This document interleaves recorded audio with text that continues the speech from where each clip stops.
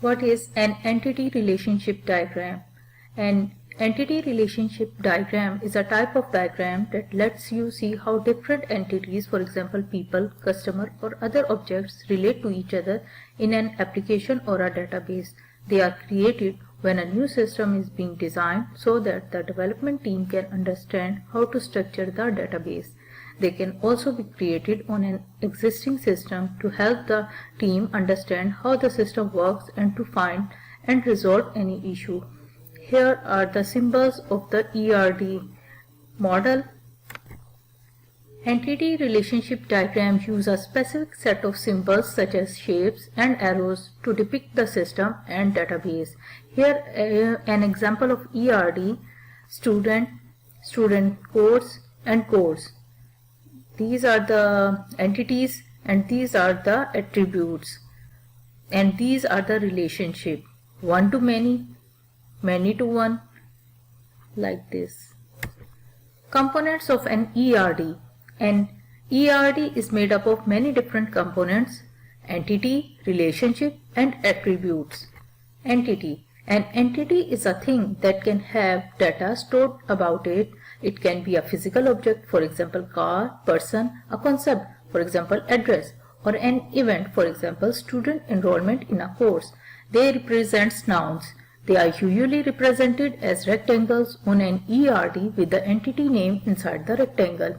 An entity can also be a strong entity or a weak entity. What's the difference? A strong entity has an identifier, a primary key, and does not depend on any other entities for it to exist. For example, a student may be a strong entity as it can have a primary key and does not depend on any other entities for it to exist.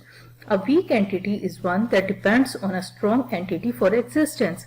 This means it has a foreign key to another entity. For example, an enrollment of a student may be a weak entity as an enrollment cannot exist without a student.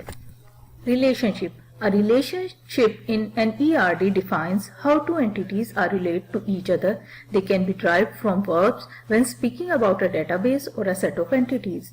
Relationships in ERDs are represented as lines between two entities and often have a label on the lines to further describe the relationship, such as an enroll, registers, and completes. There are several types of relationships that are represented on an ERD. One-to-one.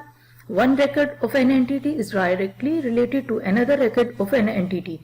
One-to-many. One record of an entity is related to one or more records of another entity.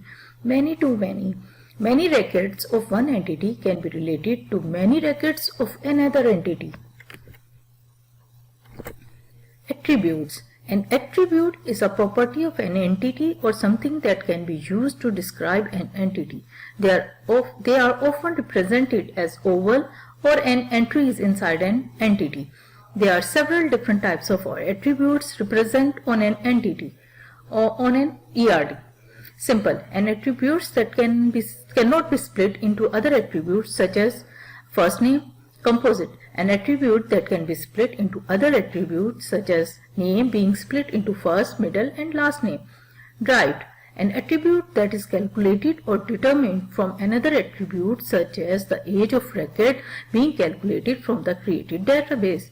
An attribute can also be a single value or multi-value. Single value, an attribute that is only captured once for, and multi-value, an attribute that can be captured more than once for an entity such as multiple phone numbers. ERD notations. ERD notations are represented by symbols 0 or many, 1 or many, 1, 0 or 1. These are the symbols, that is 0 and many, 1 and many, 1, 0 and 1. Here an example of ERD using crow's foot notation. Student, course. These are the relationship, these are the attributes. One to many, many to many, 1 to 0, many to 0. These are the relationship between student and course. And between customer and order, 1 to many, 1 to 0. These are the relationship between customer and order. Employee and department, many to 1, one-to-one. These are the relationship. Conceptual, logical and physical ERD. An ERD can be drawn at three different levels: conceptual, logical or physical. Each of these levels have a different level of details and are used for different purposes. Let's see some examples. Conceptual data model. The conceptual data model shows the business objects that exist in the system and how they relate to each other. It defines the entities that exist, which are not necessarily tables. Thinking of our tables is too detailed for this type of data model. An example of conceptual data model is shown here.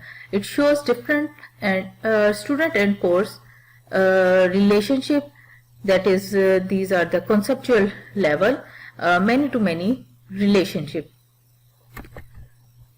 Logical data model. A logical data model is more detailed version of a conceptual data model. Attributes are added to each entity and further entities can be added that represent areas to capture data in the system. Here an example of the student and course data model created as a logical data model. These are the entities, these are the attributes, these are the entities, student course and course, and these are attributes of entities. These are the relationship that represents by a symbol. Physical data model. The physical data model is the most detailed data model in this process. It defines a set of tables and columns and how they relate to each other. It includes primary and foreign keys as well as the data types of each column. These diagrams can be created manually in data modeling tool. They are also often generated by an IDE from an existing database. Here an example of student and course physical data model. These are the entities, these are the attributes, it is the primary key, and these are the attributes types, that is ID is int, integer, and the first name is worker, that is 200 is the space defined, and date of birth is date, type. Here is the course enrollment entity, and here is the course entity, and it is the primary key of course ID, that is in integer type, and course name is in worker type. And these are the relationship between student and course. This is the junction block that is named by course enrollment, that is student ID that comes from student table. It becomes the foreign key in junction model block, and this primary key, that is course ID, comes from the course entity and it becomes the foreign key in this block. So we can access the data of the student block by using the foreign key, and we can access the course data by using the foreign key, that is here is the primary key. And these are the relationship represented by a symbol, that is one-to-many and one-to-many. This table outlines the difference between conceptual, logical and physical model. That is, in conceptual model only entities and relationship exist. In logical model entities and relationship with attributes present, and in physical model all the things, that is entity, relationship, attributes, attributes types and keys, all are present in physical model. Here is the clear difference between conceptual model, logical and physical model.